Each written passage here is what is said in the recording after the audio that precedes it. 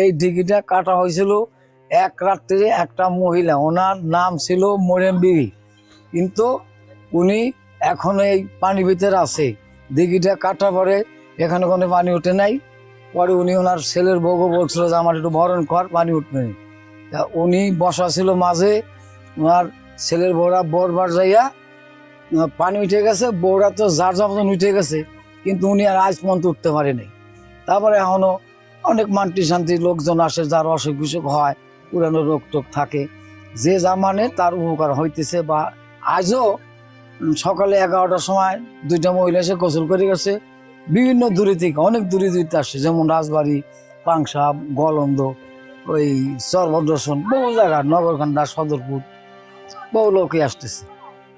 এই দিঘিটা আপনার কত বছর আগেকার? এটা তো আমার দাদারা বলে গেছে, মনে করো 500 বছর হয়ে গেছে আগেকার।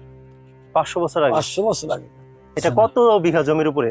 এটা এখনো মনে করো আছে 40 বিঘা। আপনার জীবনকালে এই দিঘির কোনো অলৌকিক ঘটনা আছে বা এরকম কোনো কিছু আপনি দেখছেন বা শুনছেন আপনার জীবনকালে? আগে আগে ছিল যে আমাকে যেমন মাঝিরা মাছটা ধরতো, হ্যাঁ হ্যাঁ, দেখা যাইতো যে কাটা ঘিরত, বিশাল ঢেকি অথবা গরু বড় ডলন, এখন তো ডলন কেউ চিনবে না, ঢেকিও চিনবে না।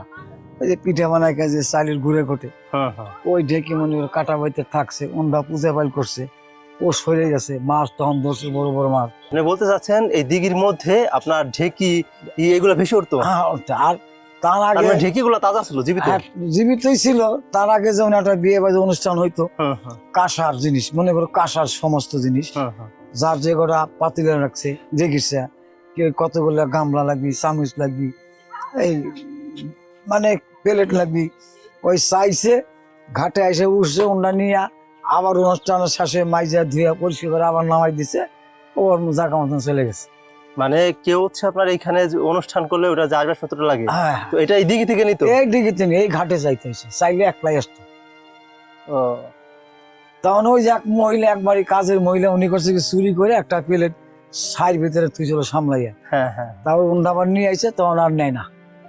পরে হায় কি অবস্থা, পরে বাড়ি গেলে দেখাইছে যে ওই চুরি করে ওই তোমার কাজের বিটি একটা প্লেট থুইছে সাইড ভিতরে, যাই দেখে পাইছে, ওই যে ধুয়ে মাঝে যে দিল, ওই যে নিল, আজ পর্যন্ত আর কেউ দেয়, আর কেউ সামনে আসে না, ওই যাওয়াই গেল।